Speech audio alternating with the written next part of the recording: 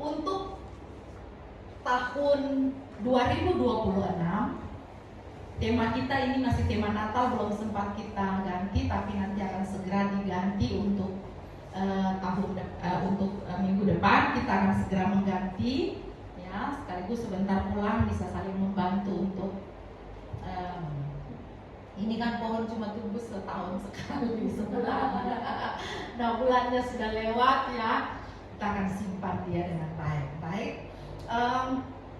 Untuk tahun 2026 kita akan belajar sepanjang tahun dengan tema yang baru, yaitu makin siap makin mantap.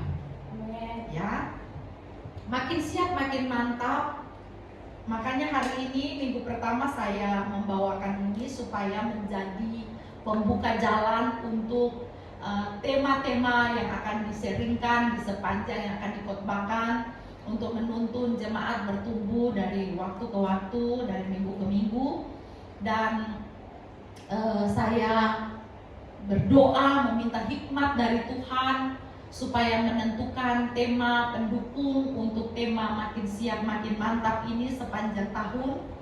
Jadi saudara, saya minta selama masih ada kekuatan, kita masih sehat, saya minta kita mau konsisten beribadah supaya kita bertumbuh, ya. Dari setiap khotbah ke khotbah kita susun dengan tema-temanya untuk mendukung kita sepanjang 12 bulan ini, 52 minggu, semua temanya itu saling mendukung supaya sampai pada akhirnya kita bisa tuntas di sepanjang tahun ini untuk menyelesaikan tema besar kita ini, makin siap makin mantap. Nah saudara, untuk kita ketahui bersama bahwa tema ini diambil untuk mengingatkan kita mempersiapkan jemaat HICC, Hope Impact Community Church, atau kita lebih kenal dengan nama GBI Hope Mangga Besar, ya. Kita rindu jemaat semua dipersiapkan supaya menjadi umat yang layak untuk menanti kedatangan Tuhan pada kali yang kedua. Ya, oleh sebab itu tema kita di tahun ini memang cukup berat. Sepanjang tahun ini kita tidak akan main-main, ya. Sepanjang tahun ini kita akan fokus, kita akan benar-benar arahkan hati kita, hidup kita berjaga-jaga setiap waktu sepanjang 52 minggu ini. Pastikan kita akan benar-benar siap. Kita tidak tahu Tuhan kapan datang, kita tidak perlu tahu kapan waktunya, tapi kita mau mempersiapkan diri sematang mungkin. Karena ketika kita sakit, ya, kita selalu berdoa, Tuhan jangan ambil saya dulu karena saya belum siap. Ya, saya mau tanya, kapan bisa siap? Tidak ada seorang pun kapan bisa siap. Oleh sebab itu kita Hope Mangga Besar dan semua Hope di seluruh Indonesia, kita mau matangkan tema ini sepanjang tahun ini. Saya rindu selama 1 tahun ini kita semua bertumbuh menjadi umat yang dewasa secara rohani. Yang setuju katakan amin. Umat yang layak, yang tidak akan tersinggung ketika mendengarkan khotbah dan sharing-sharing firman Tuhan yang agak sedikit berat. Kita tidak akan lagi mendengarkan khotbah yang biasa saja. Bahkan sepanjang tahun ini saya tidak ada tulis apapun tentang berkat, ya. Dan saya percaya orang yang taat dan setia di hadapan Tuhan, dia pasti akan diberkati. Yang setuju katakan amin. Kunci berkat adalah taat. Dengan ketaatan kita sedang membuka semua pintu-pintu berkat, pintu-pintu kesempatan untuk Tuhan memberkati dan mengurapi kita dengan sempurna. Jadi selama minggu-minggu ini, sepanjang bulan-bulan ini, bahkan selama 1 tahun ke depan, kita harus luar biasa. Jemaatnya harus luar biasa, apalagi para pelayan. Saudara, kita semua para pelayan harus ingat bahwa ketika Tuhan datang, penghakiman dimulai dari kita duluan. Jadi Ibu Heni, Bapak Stevi berdiri duluan. Habis itu semua yang pakai baju-baju seragam ini, ya, kita ditanya duluan. Jadi tahun ini pun kita akan lebih serius, lebih habis-habisan, lebih gila-gilaan, kekompakan kita punya semangat. Kita akan melayani dengan excellent. Amin. Kita akan berikan dengan yang lebih luar biasa. Kita akan menerobos kebiasaan-kebiasaan pelayanan kita. Kita akan mengoreksi diri sepanjang 1 tahun yang lalu. Masih ada kekurangan-kekurangan, kelemahan-kelemahan dalam pelayanan. Kita akan sama-sama saling gandeng tangan, bikin jiwa untuk datang beribadah. Kita akan kerja keras lebih habis-habisan lagi. Cinta Tuhan, dompet juga cinta Tuhan, tenaga juga cinta Tuhan, semuanya cinta Tuhan. Amin. Dan ketika kita semua dahsyat luar biasa tim pelayan, maka jemaat juga akan menikmatinya. Mari kita buka Alkitab kita, Mazmur pasal 90 ayat 10 sampai ayatnya yang ke-12. Hari ini saya akan berbicara dengan tema hidup dalam waktu yang mendesak. Ini akan menjadi poin pertama pembuka supaya kita mempersiapkan diri jadi umat yang layak menanti kedatangan Tuhan. Makin siap, makin mantap menantikan kedatangan Tuhan. Mazmur 90 ayat 10, 11, 12, baca sama-sama, suaranya antusias. 1, 2, 3. Masa hidup kami 70 tahun, dan jika kami kuat 80 tahun, dan kebanggaannya adalah kesukaran dan penderitaan, sebab berlalunya buru-buru dan kami melayang lenyap. Ayat 11. Siapakah yang mengenal kekuatan murka-Mu dan takut kepada genasmu? Ayat 12. Ajarlah kami menghitung hari-hari kami sedemikian, hingga kami beroleh hati yang bijaksana. Khotbah minggu pertama sudah seberat ini. Ya. Khotbah ini bukan mau menakut-nakuti kita semua ya, tapi membuat kita mau mengoreksi diri, mawas diri, hidup dengan lebih luar biasa. Baik. Sebentar. Oke. Mazmur 90 ini mengingatkan bahwa hidup manusia singkat. Tadi dibilang berapa tahun? 70. Kalau kuat 80. Tapi kita kadang hidup seolah-olah 1000 tahun lagi masih hidup. Ya. Hari ini salah satu jemaat kita sudah lama tidak hadir, mungkin Bapak Ibu sudah lupa, tapi jangan saling melupakan sesama teman ya. Ko Franky masih ingat? Ya, kita mendoakan Ko Franky. Minggu lalu beliau kena serangan jantung dan stroke. Ya, hari ini tadi sebelum ibadah khotbah ini loh cukup berat. Sebelum ibadah beliau telepon, Bu Heni, saya nggak punya apa-apa dan saya nggak punya siapa-siapa. Dan di saat paling bawah ini saya ingat ada Ibu Heni. Jadi saya telepon Ibu Heni, tolong saya.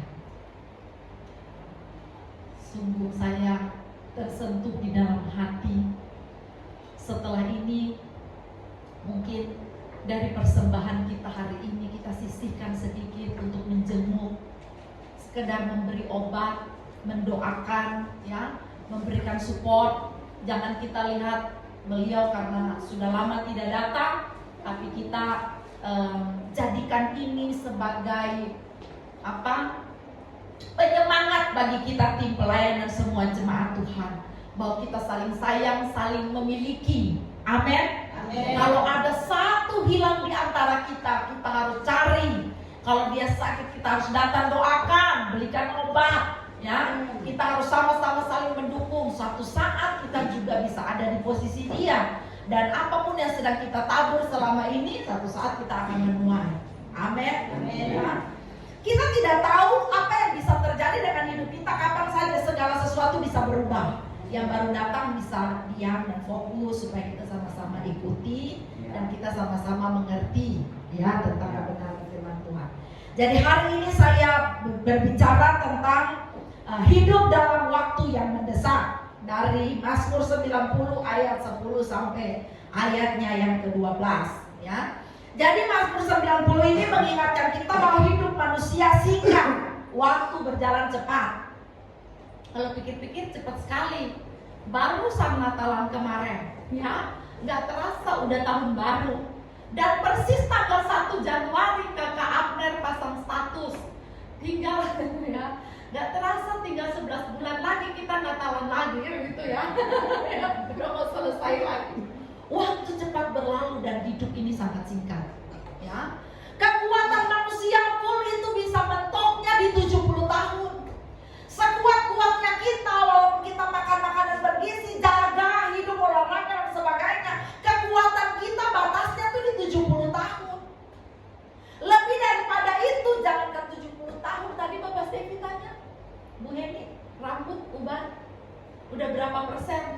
30 apa Bapak? 90%. Janggut juga udah mulai memutih ya. Ketika perubahan usia makin hari makin naik ya, tubuh akan melemah. Itu manusiawi. Mata yang tadinya dari jauh bisa lihat, itu baju merah tuh, kenal tuh teman gue tuh. Sekarang sampai dia lewat depan hidung baru nggak kalau itu dia. Ya, mata makin menurun pengawasannya. Ya. Dengar yang tadinya gampang, orang bisik-bisik di sana radius 1 meter, 10 meter. Oh, saya dengar. Apalagi kalau lagi bisikin saya, telinga berdiri. Saya tahu tuh dia lagi ngomong apa. Tapi sekarang, teriakannya harus gede baru dengar. Baru tahu lagi ngomong apa. Karena apa? Pendengaran mulai menurun. Ya. Kita usaha segala macam, tapi namanya lutut kayak kurang pelumasnya, ya kan? Yang tadinya semangat datang ibadah bisa naik tangga dengan ya gampang, itu cuma lantai 2. Tapi kita beberapa jemaat yang memang sudah tidak bisa datang karena sudah susah sekali mau naik tangga, ya kan? Padahal tadinya kuat, hebat, rumah lantai 4 bisa turun naik. Sekarang ke lantai 2 udah susah, ya. Dengkul udah mulai sakit ke sana kemari. Semua kita punya batasan kekuatan. Oleh sebab itu kita harus mulai memikirkan hari-hari ini bagaimana menjalani hidup kita yang singkat ini. Yang setuju katakan amin. Amin ya. Semua harus hidup, tidak lagi bisa hidup semena-mena. Ya, saya lihat di status, lihat di Facebook sambil scroll, saya lihat banyak sekali yang baru di tahun baru meninggal. Ada keluarga kita satu juga yang kemarin meninggal, ya banyak sekali. Jemaat kita satu yang sudah lama tidak datang juga, Ibu Giokoa yang tinggal di Bogor, meninggal juga beberapa hari yang lalu. Dan saya sedih karena saya juga tidak dapat info. Jadi padahal beliau di rumah sakit USADA, saya tidak dapat info, jadi saya tidak bisa datang melayat. Saya juga sedih, turut berduka cita, dan saya juga mau mendoakan keluarganya juga dikuatkan. Kita tidak tahu apa yang bisa terjadi dengan kita, ya saudara. Yang bawa pasangan, kasihan cuma ada berapa ya. Yang mau punya pasangan, sudah ingatlah pasangan kita. Yang ada punya anak, duduk dengan anak. Ada teman pelayanan, coba saling melihat. Balik ya. Tahu nggak? Tidak selamanya kita ada dengan mereka. Hari ini kita mengantarkan, besok bisa kita yang diantarkan. Sepanjang tahun 2026 hidup harus lebih baik. Amin. Kapan saja waktu kita datang, kita siap untuk Tuhan. Yang setuju katakan amin.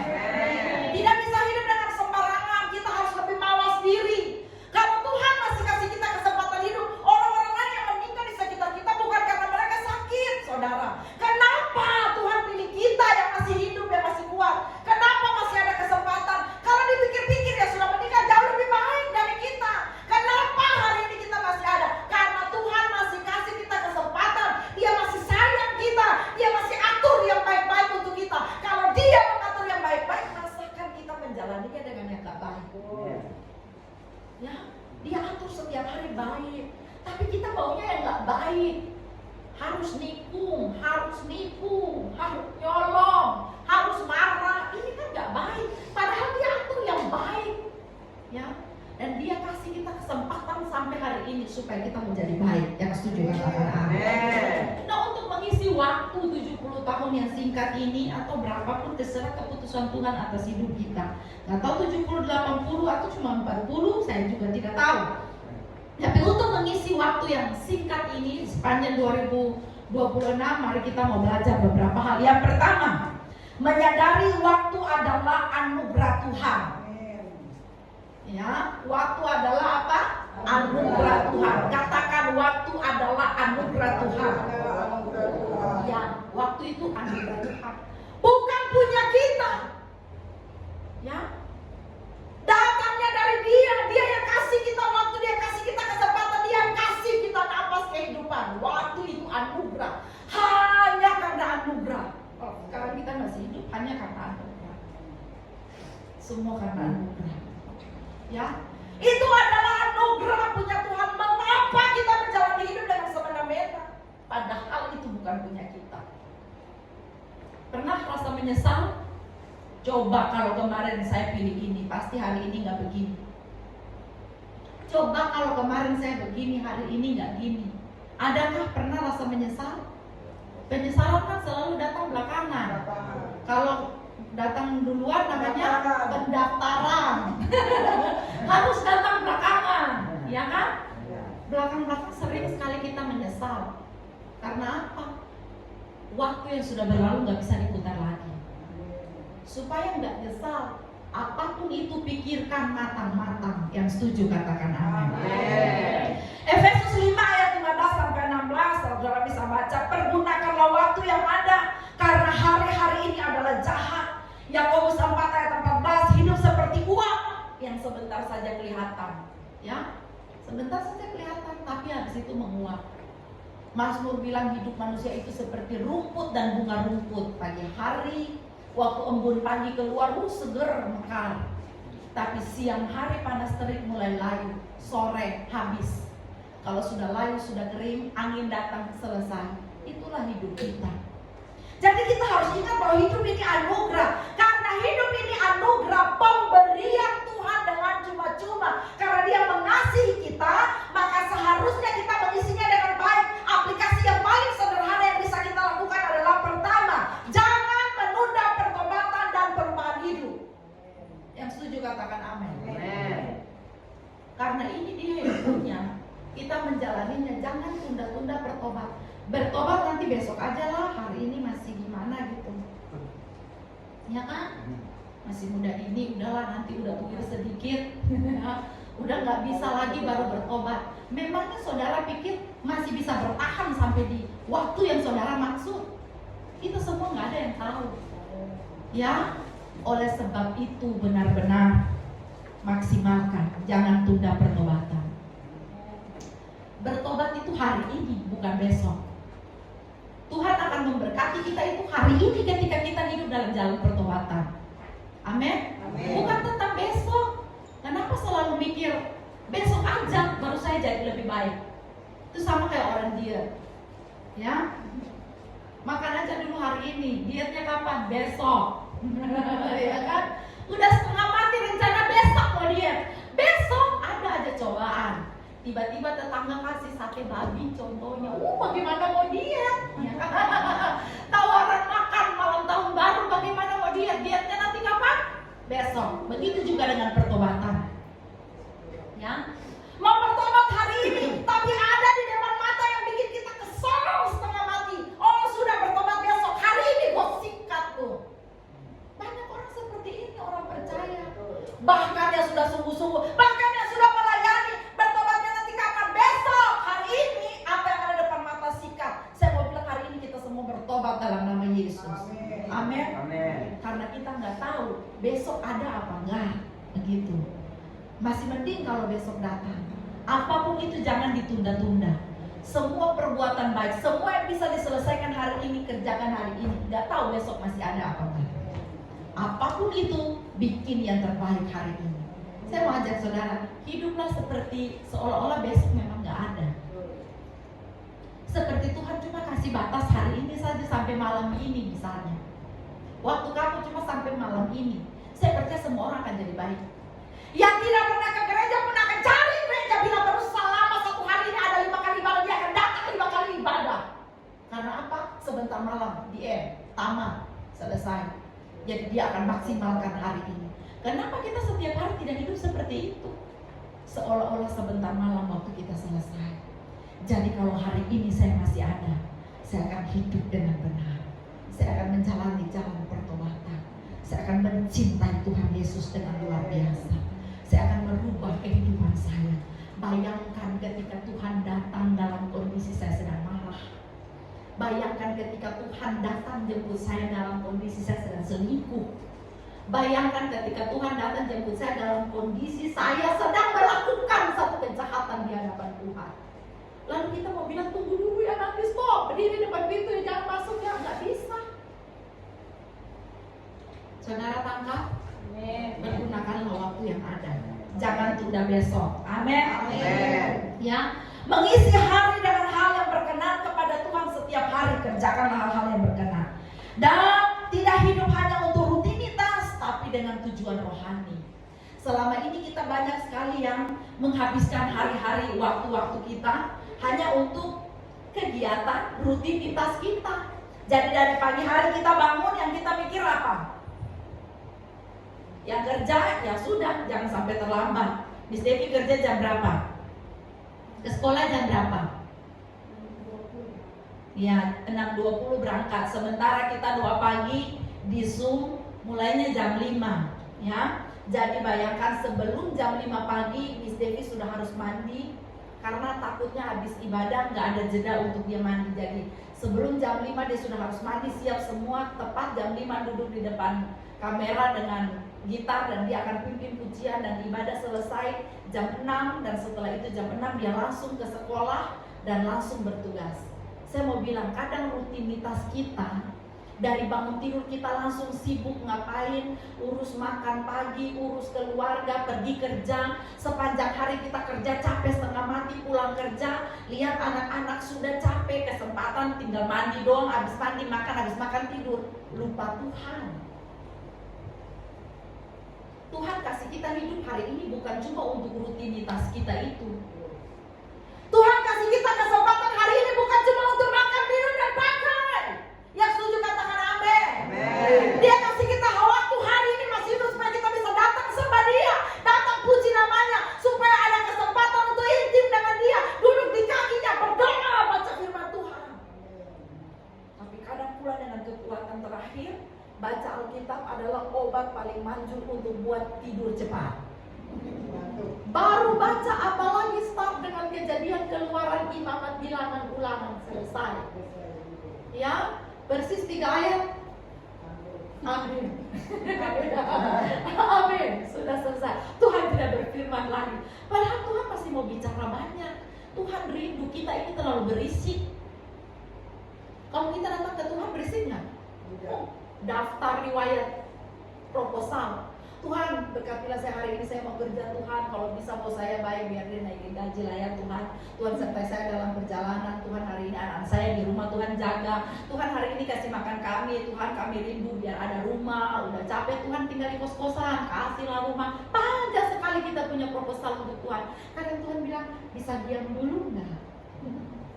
Saya juga mau bilang, semua itu akan saya kasih kalau kau datang dengan penuh cinta dan kerinduan, duduk dengan ketenangan dalam batinmu, berbicara dengan penuh cinta. Aku juga akan kasih kalau kau tahu senangkan hatiku. Aku tahu bagaimana senangkan hatimu. Amin. Jadi yang terbiasa kerja keras dari pagi, siang, sore sampai malam, apalagi kerja terus sampai pagi. Bapak Gembala kita kerja sampai pagi baru pulang. Saat semua orang tertidur, dia sedang bekerja. Dan pagi hari semua orang buka mata, nah dia baru pulang kerja, baru mau tutup mata. Oh, kerja keras. Hidup sekarang gak boleh ada yang pemalas. Firman Tuhan bilang orang yang pemalas gak boleh makan. Ya, semua harus kerja, rajin.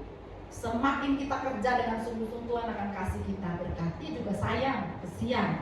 Iya kan?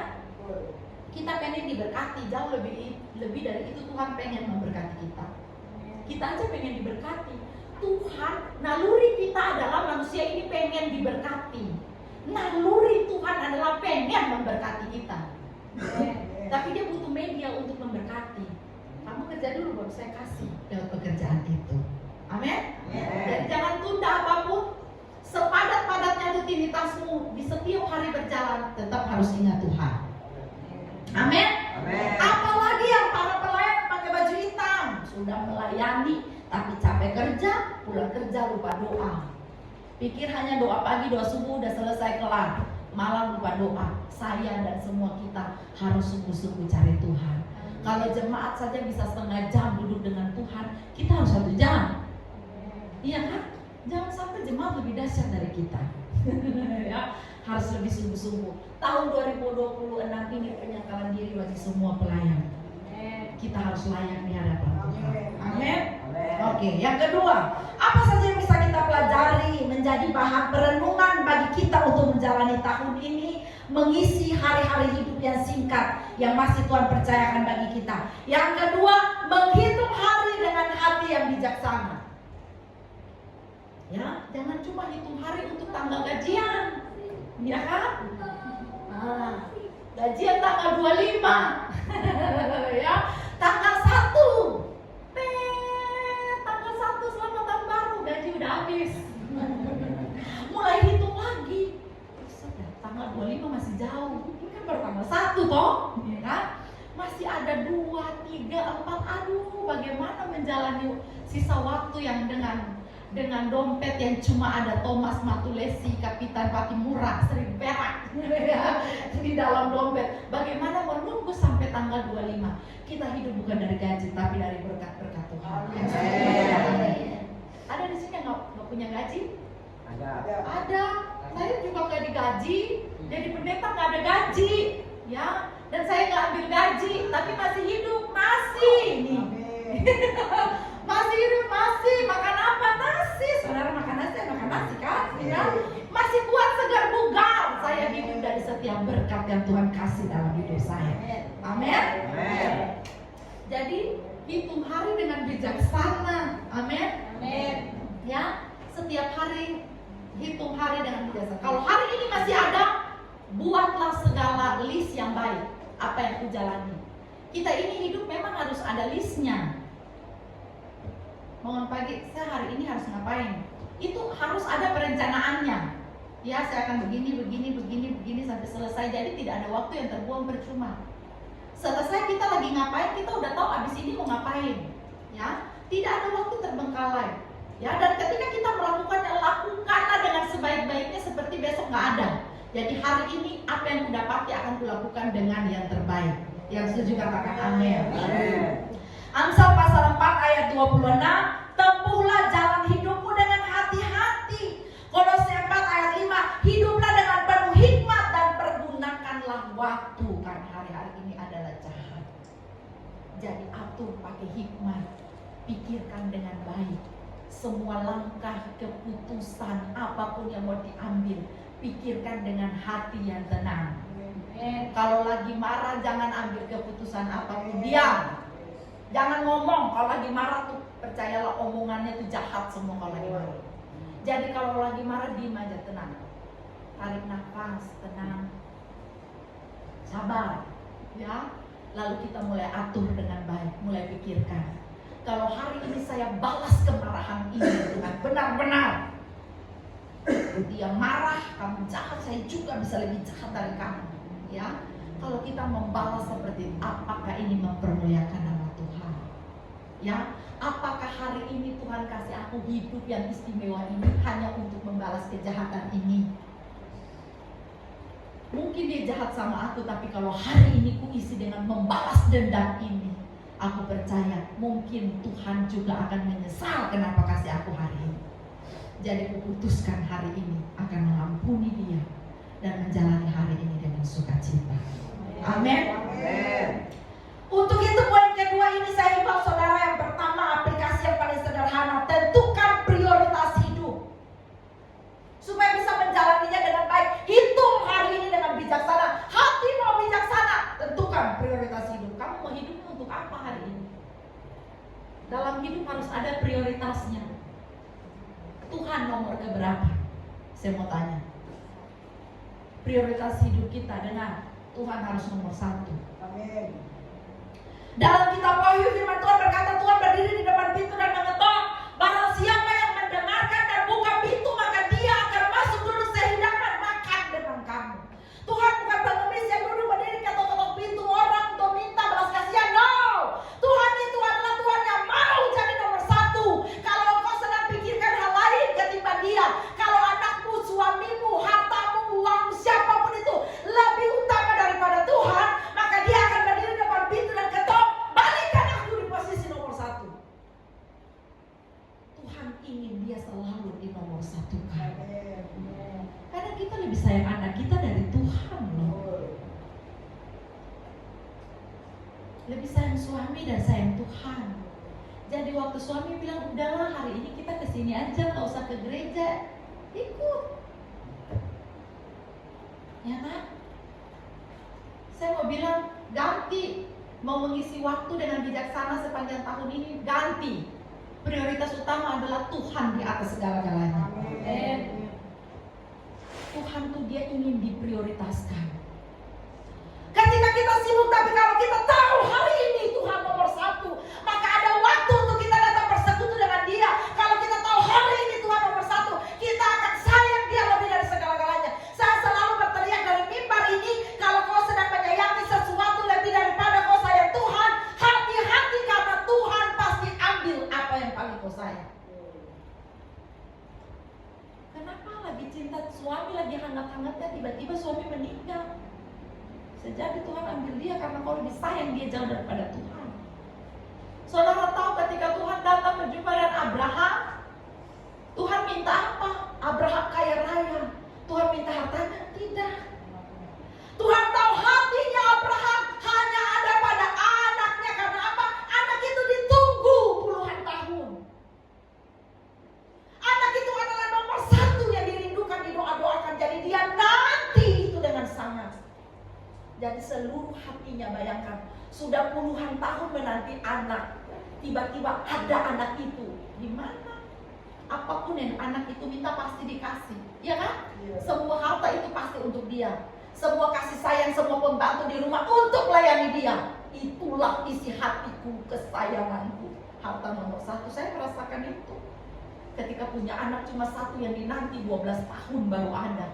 Bagaimana kasih sayang kita full. Sampai suatu saat ketika saya mandikan, saya raba ada benjolan di tubuhnya. Saya terpukul dan saya bilang, Tuhan, saya melayani Tuhan dengan sungguh-sungguh. Tuhan suruh saya dari ujung Aceh sampai ujung-ujung Papua, sampai jalan kaki berminggu-minggu pergi dalam pelayanan penginjilan. Oh, saya bayar harga dengan sungguh-sungguh. Saya melayani dengan begitu radikal. Bahkan sepanjang pelayanan saya tidak ambil gaji. Saya sungguh-sungguh, saya cinta Tuhan. Saya bayar harga gila-gilaan dengan Tuhan. Saya cuma menantikan satu hal, saya rindu diberkati dengan seorang anak. Dan selama 12 tahun saya menanti. Dan tiba-tiba Tuhan kasih itu, bikin hati saya sukacita. Waktu saya pergi pelayanan Tuhan, orang-orang tidak pernah nanya, Bu Heni mobilnya berapa? Orang-orang nanya, Bu Heni anaknya berapa? Oh, saya rindu ada seorang anak yang akan saya bilang anak saya ada, dan semua orang juga akan bersukacita. Jadi saya doakan, saya minta seorang anak. Dan ketika Tuhan kasih seorang anak, saya besarkan dengan cinta, saya jaga dengan luar biasa. Tapi satu saat ketika saya raba ada benjolan di tubuhnya, seperti langit runtuh. Tapi disitulah saya belajar, saya tidak boleh mencintai dia lebih daripada Tuhan. Jadi anak ini dari lahirnya saya gendong bawa, umur 3 minggu, ya, umur 3 hari dia naik speedboat, umur 3 minggu dia naik kapal laut. Saya pelayanan sampai kemanapun bawa dia. Jadi dia pernah hidup 5 hari di atas laut, di kapal laut. Umur 3 minggu, pusernya baru gugur, masih merah, masih bayi. Saya pelayanan dulu hari Minggu 3 kali sehari. Subuh-subuh harus ke Bogor, lanjut ke Cakung, sore baru di Mangga Besar. Dan saya bawa ini anak masih bayi, saya bawa dari subuh pulang tengah malam. Setiap malam minggu malam dia tidak akan bisa tidur sampai Senin pagi karena dia kecapean, karena di mobil nggak bisa tidur. Di gereja bagaimana bisa tidur? Harus bawa troli untuk dorong untuk dia tidur, tetap dia akan kecapean, dia akan nangis. Jadi saya sudah melayani sepanjang minggu dari pagi sampai malam. Pulang tengah malam sampai di rumah saya harus berdiri gendong dia karena dia akan nangis. Saya harus gendong sampai Senin pagi. Itu rutinitas setiap minggu. Tapi saya bilang bukan karena saya jadikan dia alasan. Kalau Tuhan utus saya kemana memberitakan ini, saya akan pergi. Saya melayani, dia akan juga melayani, dia juga akan tinggal di rumah Tuhan. Oh, karena Engkau berikan dia untukmu, aku juga berikan dia untukmu. Ini dari Engkau. Engkau bisa kasih, Engkau bisa ambil, apapun yang mau kau lakukan, lakukan Tuhan. Aku mencintai Engkau lebih dari segala-galanya. Sayang apa lebih dari Tuhan? Hati-hati. Rumah cuma satu di rumah yang mau sayang itu lebih dari Tuhan. Hati-hati, ini kebakaran lagi banyak-banyak. Hati-hati, sayang Tuhan. Gembok rumah, datang ibadah. Kalau duduk tempat ibadah gak usah mikir-mikir rumah. Tadi kompor udah mati belum ya? Pintu udah kunci belum ya? Duduk di sini, tenang, ibadah. Tuhan akan jaga rumahmu di sana. Amin. Ya, harus tahu prioritas. Tuhan, kedua keluarga, lalu pelayanan. Atur prioritasmu. Amin. Kadang yang sudah melayani sampai lupa keluarga. Pulang-pulang anak panggil om karena udah terlalu lama pergi pelayanan. Gak bisa. Harus balance semuanya. Ya kan? Tuhan nomor 1, pelayanan, keluarga mengikuti. Tapi jangan sampai karena pelayanan kita mengabaikan keluarga. Kalian belum berumah tangga ya, Miss Devi sama Kakak Siti, Ibu Heni ajarin. Karena kita pelayan, bayar harga kita jauh lebih tinggi. Waktu sudah menikah, ya, jadwal pelayanan lagi full, tapi keluarga di rumah harus tetap dilayani. Sudah lihat kan seberapa sibuknya Ibu Heni? Ya, karena apa? Mau pergi pelayanan tetap harus urus suami, tetap harus urus anak. Harus siapkan semua di rumah, mantap. Supaya pulang gak diomelin. Kita kadang tampil bagus, mantap di sini, tapi di rumah kacau balau. Waktu istri khotbah keren, dalam hati suami apaan? Nggak gitu di rumah. Kan rasa gimana ya? Iya kan? Tapi saudara lihat saya khotbah dengan luar biasa karena saya tidak merasa tertuduh. Karena saya sudah lakukan yang terbaik. Jangankan kasih makan Bapak Gembala, semua jemaat juga saya kasih makan. Saya masakin, ya. Setelah itu tadi untung ada Miss Devi, kalau nggak saya pimpin pujian. Abis ini saya pimpin perjamuan. Abis ini doa syafaat, semuanya bisa saya pimpin. Yang serba-serbi. Tapi saya melakukan semuanya dengan sukacita. Ingat, Tuhan, habis Tuhan, keluarga dan pelayanan. Amin. Poin yang terakhir, saudara senyumnya udah manis, jadi saya tahu saudara sudah mengerti. Jadi kita sudah harus selesaikan. Poin terakhir, ya, mengisi waktu ini isilah dengan hidup kudus dan setia. Tarik nafas. Ya, Tuhan kita Allah yang kudus. Sepanjang tahun ini belajar hidup kudus. Bu Heni susah ngomong hidup kudus. Siapa yang bilang gampang? Apalagi tinggal di Mangga Besar. Bagaimana mau kudus? Kita harus berbeda. Untuk itulah firman ini datang untuk kita, orang-orang yang tinggal di Mangga Besar. Amin. Ya, hiduplah dengan kudus. Bapak-bapak, ketika lihat ada yang menonjol yang bagus-bagus, indah-indah depan, oh, kuduskan pikiranmu dalam nama Yesus. Aku mengasihi Tuhan. Pikiranku benar, tidak ngeres. Karena segala sesuatu itu memang dimulai dari pikiran. Kalau pikiran ngeres, pikiran jahat, kau akan atur rencana, ujung-ujungnya memang jatuh dalam dosa. Amin. Jadi pikiran harus benar. Bagaimana pikiran benar? Baca firman Tuhan. Dengar khotbah, baca firman. Amin. Ada sungguh-sungguh supaya pikiran benar. Kalau pikiran benar, mau tinggal di Mangga Besar kek, di Sodom dan Gomora kek, tetap aja hidupnya mantap. Amin. Senyumnya makin mantap nih, kan? Ini harus cepat selesai. 1 Petrus pasal 1 ayat 15 sampai 16, nanti saudara baca di rumah. Hendaklah kamu menjadi kudus. Titus pasal 2 ayat 11 sampai 13, hiduplah bijaksana sambil menantikan kedatangan Tuhan. Saya mau kasih aplikasi yang paling sederhana yang bisa saudara pulang terapkan di rumah. Yang pertama, jaga perkataan, sikap, dan keputusan. Mau bicara, ingat harus kudus. Amin. Ya, mau bicara, ingat harus kudus. Jadi udah nggak usah ngomong yang sembarangan, asal fitnah, asal maki, asal sebut nama Tuhan. Oh, kalau ngomong tuh ya kayak orang dunia, nggak ada bedanya. Oh, harus ada pembedaan. Mulai sekarang ngomong, bicarakanlah hal yang benar. Yang setuju katakan amin.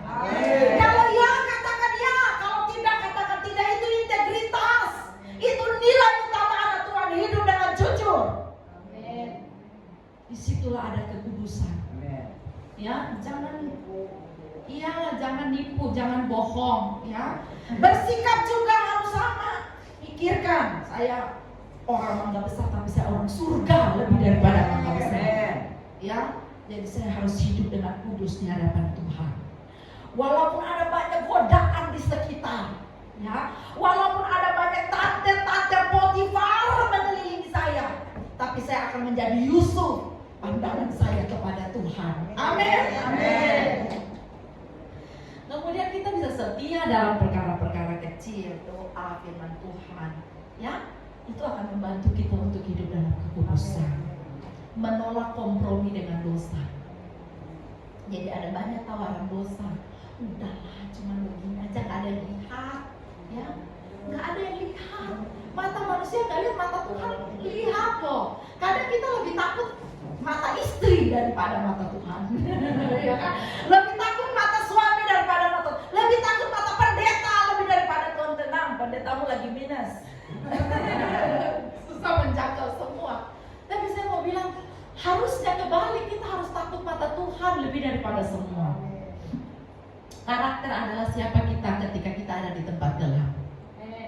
Even kita ada di dunia malam di luar sana, tapi tetap kita akan benar. Ya, pikiran nggak sembarangan. Ya, kita ada di dalam dunia, bahasa dunia, makan makanan dunia, bicara semua, hidup berbaur dengan orang dunia, tapi kita tetap beda. Amin. Karena kita nggak mau kompromi dengan dosa. Tidak ada dosa kecil dan dosa besar.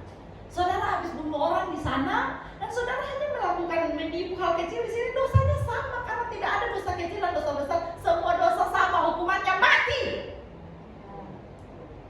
Tidak ada kompromi. Untung Tuhan sudah bebaskan kita di kayu salib. Amin. Sebab itu tolak dosa. Firman Tuhan bilang, jadi kematian apa lagi, penderitaan bagaimana lagi yang harus kupikul? Aku sampai sudah tersiksa mati tuntas di kayu salib loh, kamu tetap aja mau suka dosa terus aja suka. Jadi aku harus apa lagi? Udah salib mau diapakan lagi gitu loh. Masih kurangkah karya salib? Itu perkataan Tuhan itu khusus untuk kita yang di Mangga Besar. Ya. Jadi jangan biarkan kita terlena dengan keadaan. Mari kita ubahkan Mangga Besar bagi kemuliaan Tuhan. Kalau pernah disakiti di Mangga Besar, doa lebih kencang. Mulai dari saya, keluarga saya akan hidup dengan luar biasa. Sekarang tidak ada pemulihan, masih ada kekacauan. Dengar, dalam nama Yesus berdoa tahun ini ada pemulihan. Amin. Kau akan melihat pekerjaan tangan Tuhan dengan